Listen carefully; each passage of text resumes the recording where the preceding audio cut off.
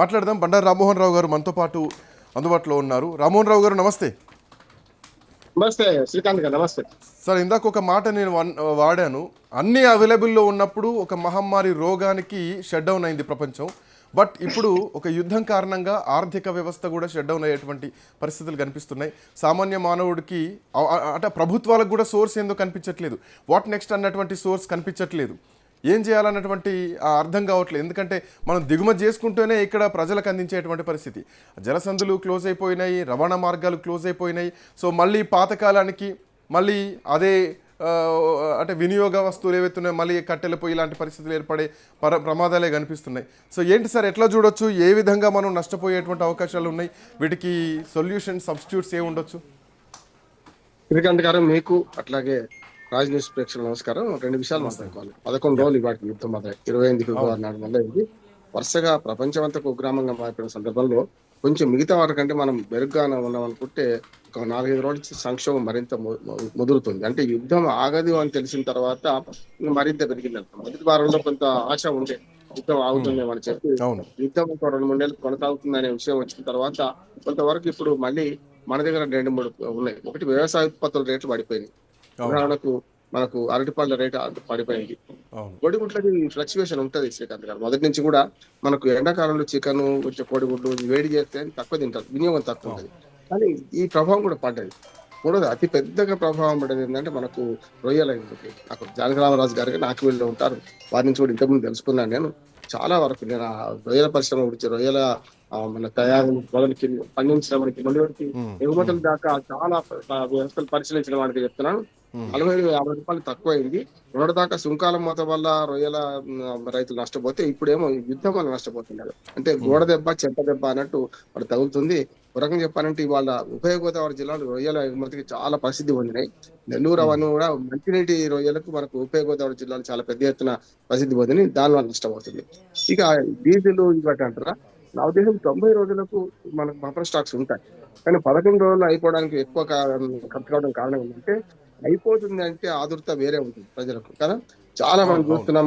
పెళ్లిళ్ళు కూడా ఇప్పుడే సీజన్, పెళ్లి సీజన్ కూడా ఇప్పుడు ఈ నెల అంతా కూడా దానివల్ల అయిపోతుంది ఏమనంటే కొంతవరకు స్టాక్ చేసుకోవడం ఇవన్నీ చేస్తున్నారు. అన్నిటికంటే గ్యాస్ కొరత కారణం ఏంటంటే, గ్యాస్ నిల్వలు బఫర్ స్టాక్ అంటే పెద్ద ఎత్తున ఉండవు. జనరల్ గా గ్యాస్ అనేది పైప్ లైన్ ద్వారా వస్తుంటది, ఖర్చు అవుతుంటది కనుక దానిలో పెద్ద సమస్య ఉండకపోవచ్చు అనుకున్నాం. కానీ ఇప్పుడు ఏమవుతుందంటే గ్యాస్ పెద్ద ఎత్తున దెబ్బ తగ్గుతుంది.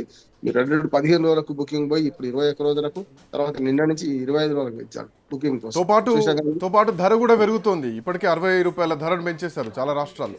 అదే డొమెస్టిక్ 60 రూపాయలు పెరిగింది. మనకు కమర్షియల్ 115 రూపాయలు పెరిగింది. చూసినాం కదా మనం. కమర్షియల్ అయితే 115 రూపాయలు పెరిగింది. కమర్షియల్ గ్యాస్ కూడా ఇప్పుడు బెంగళూరులో ఇవాళ బంద్ జరుగుతుంది పెద్ద ఎత్తున. అంటే హోటళ్లకు మీరు రిటర్న్ చేస్తున్నారు అని చెప్పి మీరు అన్నట్టు దేశవ్యాప్తంగా కూడా ఈ కమర్షియల్ దానికి కొంచెం కష్టం వచ్చింది. అంతటా కూడా హోటళ్లు బంద్ అవడం, లేకుంటే ఇంకోటి ఏమంటే గతంలో వీధి వ్యాపారస్తులు చాలా వరకు ఏం చేసేవాళ్ళు అంటే డొమెస్టిక్ గ్యాస్ వాడి చేసేవాడు. కానీ దాడులు పెరగడం వల్ల ఇటీవల డొమెస్టిక్ గ్యాస్ కొన్ని దీనికి చాలా తేడా ఉండడం వల్ల ఏమైందంటే చాలా వరకు అధికారులు దాడులు చేస్తున్నారు కనుక వీధి వ్యాపారులు ఇడ్లీ బండి పెట్టుకునేవాడు కూడా ఖచ్చితంగా కమర్షియల్ సిలిండర్ వాడాల్సి వస్తుంది. గట్టిగా మాట్లాడితే స్టార్ హోటల్ మన దగ్గర ఇంకా ఎంత ఇంపాక్ట్ కనిపించట్లేదు.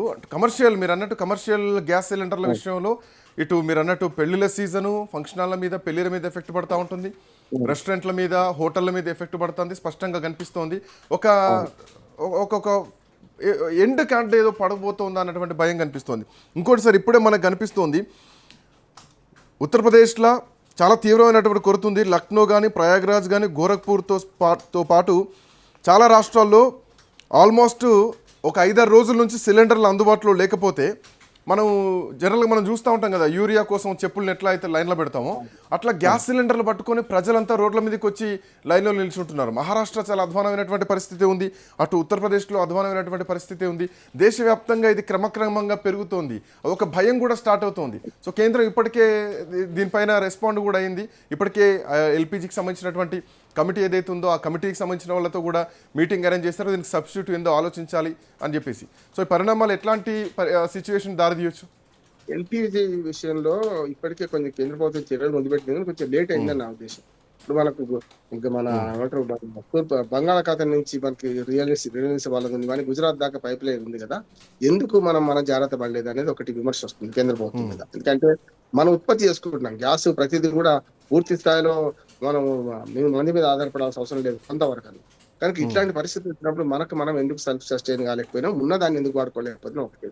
రెండోది, ఎప్పుడు కూడా మంచి విలువ ఉంటుందంటే గోజ, అంటే పశువు అంటే తెలంగాణలో గోజ అంటారు కానీ గోజకి ఏమో తింటే దాని మనిషికి ఉంటే దాన్ని. ఇప్పుడు 2 సిలిండర్లు ఫుల్ ఉన్నాయి అనుకోండి, మన కోడిగుడ్డ ఇంత బంగారం మన ఇంట్లో ఉన్నట్టు లెక్క మనం ఫీల్ అవుతాం. అంటే ఉన్నదనుకుంటే వేరేగా ఉంటాం. ఇప్పుడు ఇది లేదనుకుంటే, కొద్ది రోజులు దొరకదనుకుంటే వెంటనే ఇప్పుడు సిలిండర్ల గొడవ అంతా ఏంటంటే కేంద్ర ప్రభుత్వం గట్టిగా హామీ ఇవ్వాలి.